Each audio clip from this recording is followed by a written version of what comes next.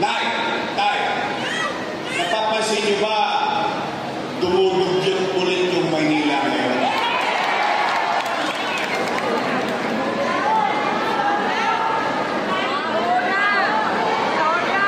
Talaga, napapansin niyo rin? Hindi nga. Napapansin niyo dumudugyot? So, pare-pareho tayo napapansin. Ano nangyayari sa atin? Bakit masyado naman tayo pinabayaan? Naayos na yan eh. Ngayon, nagbabalikan naman sila Eddie. Kilala niyo si Eddie?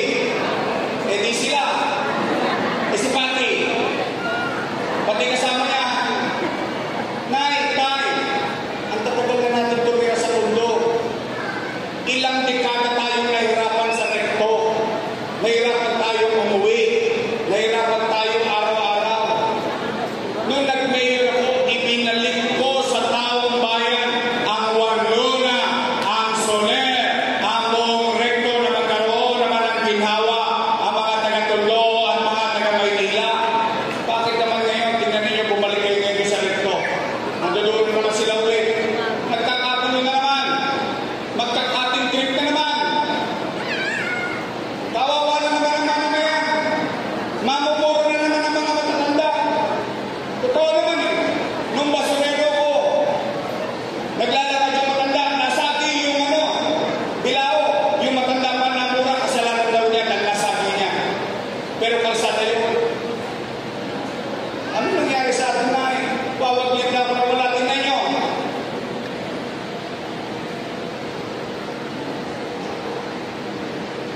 Number 1 na tayo sa buong Southeast Asia sa crime index. Not Philippines. Pag tinignan nyo yung mga matabi niyan, puro syudad yan sa Southeast Asia. Tayo ang number 1 saan? Patayan, holdapan, snatching, kriminalidad. Yan po ang ibig sabihin niya.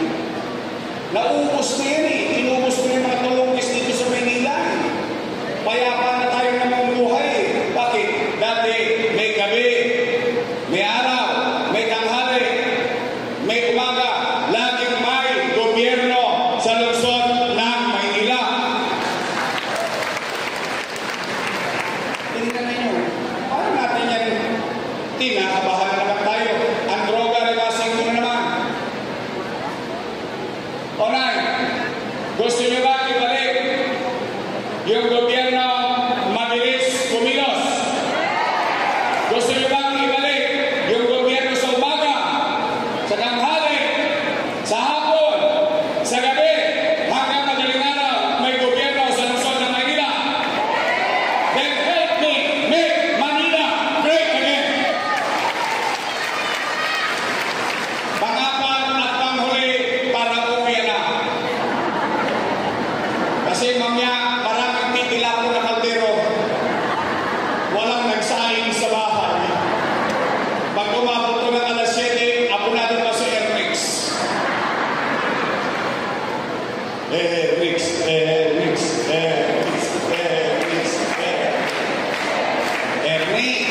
Congress mo. Baka naman. Pero hindi ko nakamahalaga. Bakit? Ito ay patungkol sa pera ng taong bayan.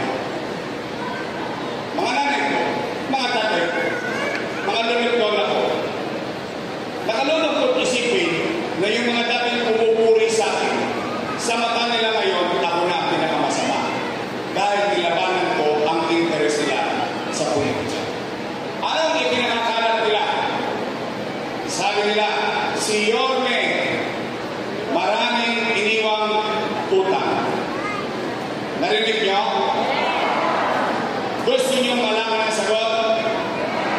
Dapat lang. Bakit? Pera niyo yun. Gusto niyo bang malaman ang sagot sa akin mismo manggaling?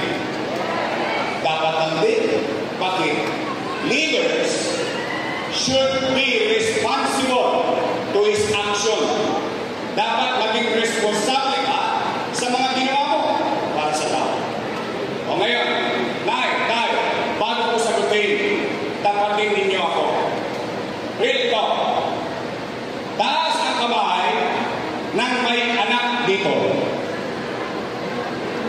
Hindi, bakit dalaga pa kayo? Kaya tinatanong ko lang.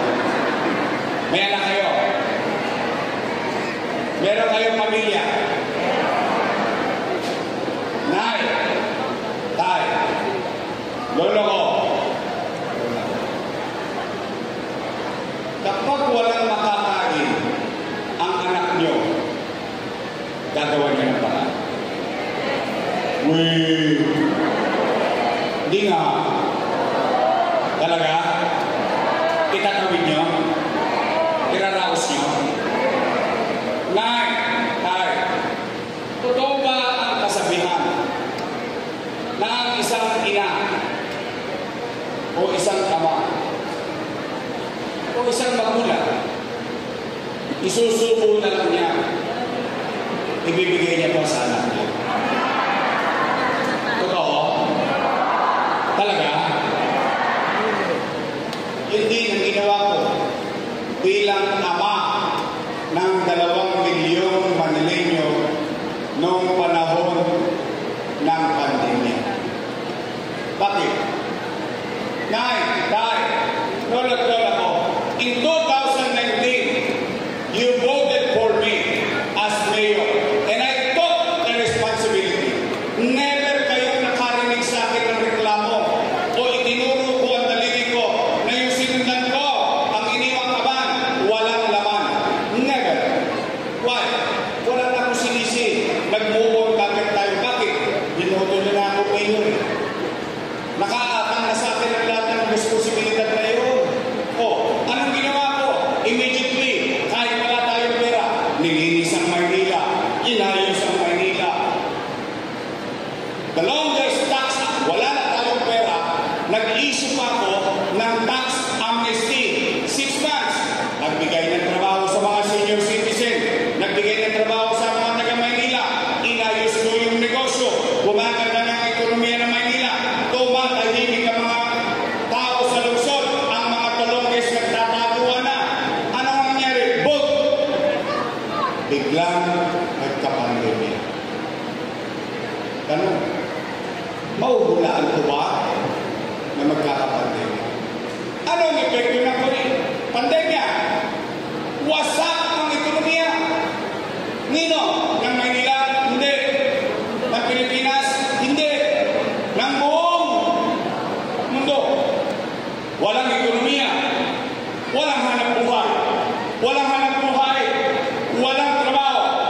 Walang trabaho. Walang pitsa. Walang pitsa. Walang chicha. Anong ginawa ko? Natatakot ng tao. Sa Facebook ko, ano sinabi ko? Nay, tay, mga lolo't lola ko, mga batang Maynila, pag kayong mangamba, kayong matakot, pumanatag kayo,